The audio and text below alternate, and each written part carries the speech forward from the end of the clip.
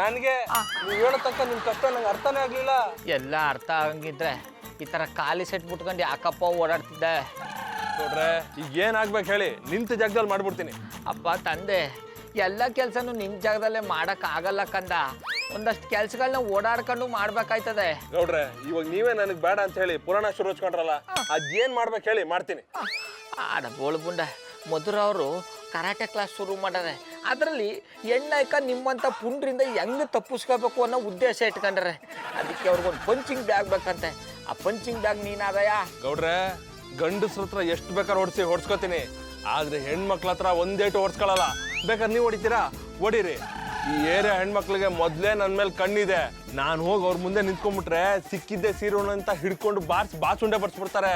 ಈ ಕೆಲಸ ನನ್ನಿಂದ ಆಗಲ್ಲ. ಮಧುರ ಅವ್ರ ಕರಾಟೆ ಕ್ಲಾಸ್ ಮುಗಿಸೋವರೆಗೂ ನಾನು ಈ ಏರಿಯಾದಲ್ಲೇ ತಲೆ ಹಾಕಲ್ಲ. ಬರ್ತೀನಿ.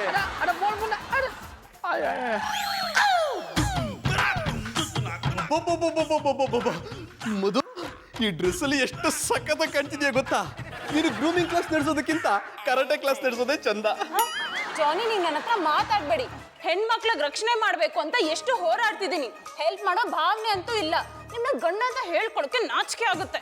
ಅದಕ್ಕೆ ಯಾಕೆ ನಾಚ್ಕೋತೀಯ ಮಧು? ಧೈರ್ಯವಾಗಿ ಹೇಳು, ನಾನೇ ನಿನ್ ಗಂಡ ಅಂತ.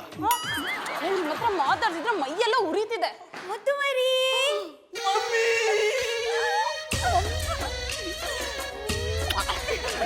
ಶುರು ಆಯ್ತು ಅಮ್ಮ ಮಗನ್ ಸೆಂಟಿಮೆಂಟ್ ಎಪಿಸೋಡ್. ಏನೇ ಅದು ಗೊಣಗ್ತಾ ಇದ್ಯಾ? ಅದೇನ್ ಹೇಳ್ಬೇಕು ಜೋರಾಗಿ ಹೇಳು. ಜೋರಾಗಿ ಹೇಳಿದ್ರು ಅಷ್ಟೇ, ನಿಧಾನವಾಗಿ ಹೇಳಿದ್ರು ಅಷ್ಟೇ. ನಿಮ್ ಮಗ ಈ ಜನ್ಮದಲ್ಲಿ ಉದ್ಧಾರ ಆಗಲ್ಲ. ಏನೇ ನನ್ ಮುದ್ದು ಮರಿ ಬಗ್ಗೆ ಹೀಗೆಲ್ಲ ಮಾತಾಡ್ತೀಯಾ? ಅವ್ನು ಏನೇ ಕಮ್ಮಿ ಮಾಡಿದ ನಿಂಗೆ? ಏನು ಕಮ್ಮಿ ಮಾಡಿಲ್ಲ, ಎಲ್ಲ ಜಾಸ್ತಿನೇ ಮಾಡಿದ್ದಾರೆ. ನಿಮ್ ಮಗನ ನೀವೇ ಮೆಚ್ಕೋಬೇಕು. ಜಾನಿ ಕಂದ, ಇಂಥ ಮಾತುಗಳನ್ನೆಲ್ಲ ಕೇಳಿಸ್ಕೊಂಡು ನೀ ಇನ್ನೂ ಹೇಗಪ್ಪ ಬದುಕಿದ್ಯಾ? ನಾನು ನನಗೋಸ್ಕರ ಬದುಕಿಲ್ಲ ಮಮ್ಮಿ, ನಿನಗೋಸ್ಕರ ಬದುಕಿದ್ದೀನಿ. ನಿನ್ನ ಕಣ್ಣಲ್ಲಿ ನನ್ನ ಬಗ್ಗೆ ಕಾಣೋ ಪ್ರೀತಿ ನೋಡೋದಕ್ಕೋಸ್ಕರ ಬದುಕಿದ್ದೀನಿ.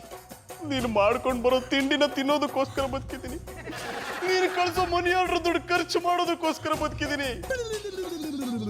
ಹೆಂಡತಿ ಹಣೆ ಸಿಂಧೂರನ್ನು ಉಳಿಸೋದಕ್ಕೋಸ್ಕರ ಬದುಕಿದ್ದೀನಿ.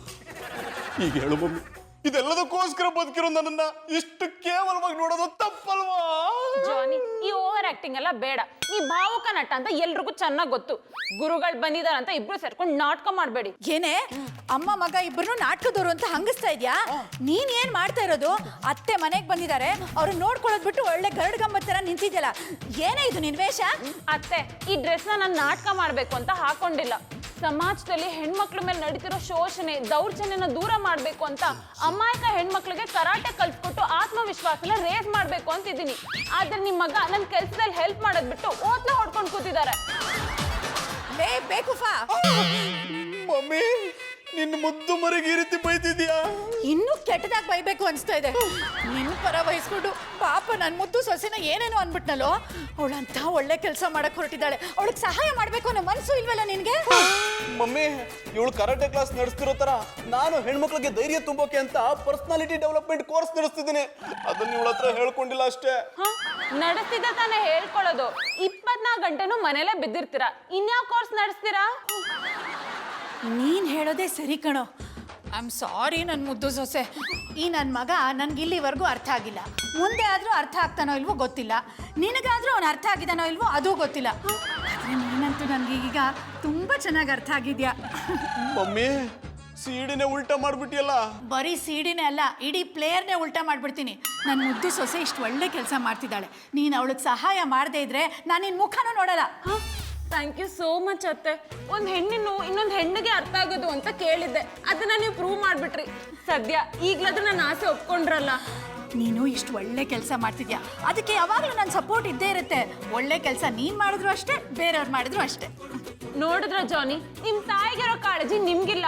ಅಟ್ಲೀಸ್ಟ್ ಈಗ್ಲಾದ್ರೂ ನಂಗೆ ಹೆಲ್ಪ್ ಮಾಡಕ್ ಒಪ್ಕೋತಿರೋ ಇಲ್ವೋ? ಯೋಚನೆ ಮಾಡೋಕೆ 1-2 ದಿನ ಟೈಮ್ ಬೇಕು. ಮಮ್ಮಿ ಬಂದಿದ್ದಾರಲ್ಲ, ಅವ್ರನ್ನ 2 ದಿವಸ ಉಪಚಾರ ಮಾಡಬೇಕು. ಲೇ ನನ್ನ ಮಗನೇ, ನಿನ್ನ ಉಪಚಾರ ಏನು ನನಗೆ ಬೇಕಾಗಿಲ್ಲ. ನಿನ್ನ ಕೈಲಿ ಉಪಚಾರ ಮಾಡಿಸ್ಕೊಳ್ಳೋಕ್ಕೆ ಅಂತಲೂ ನಾನು ಇಲ್ಲಿಗೆ ಬಂದಿಲ್ಲ. ನನ್ನ ಸೊಸೆ ಮಾಡ್ತಿರೋ ಒಳ್ಳೆ ಕೆಲಸನೇ ನನಗೆ ಉಪಚಾರ ಇಲ್ಲ. ನಾನು ಈಗಲೇ ಊರಿಗೆ ಹೋಗಿ ನನ್ನ ಸೊಸೆ ಮಾಡ್ತಿರೋ ಈ ಒಳ್ಳೆ ಕೆಲಸದ ಬಗ್ಗೆ ಊರವ್ರಿಗೆಲ್ಲ ಹೇಳ್ಕೋಬೇಕು. ನಾನು ಬರ್ತೀನಿ. ಅತ್ತೆ, ತಿಂಡಿ ಮಾಡ್ಕೊಂಡು ಹೋಗಿ. ಬೇಡ ನನ್ನ ಮುದ್ದು, ನೀನು ಮಾಡ್ತಿರೋ ಈ ಒಳ್ಳೆ ಕೆಲಸನೇ ನನಗೆ ತಿಂಡಿ ಊಟ ಎಲ್ಲ. ನೀನು ಅದನ್ನು ಮುಂದುವರ್ಸ್ಕೊಂಡು ಹೋಗು. ಈ ನನ್ನ ಮಗ ಏನಾದರೂ ನಿನಗೆ ಸಹಾಯ ಮಾಡಲಿಲ್ಲ ಅಂದರೆ ನೀನು ಕಲ್ತಿರೋ ಕರಾಟೆ ಪಟ್ಟಿ ಪಟ್ಗಳನ್ನೆಲ್ಲ ಅವನ ಮೇಲೆ ಪ್ರಯೋಗಿಸು. ಹಾಂ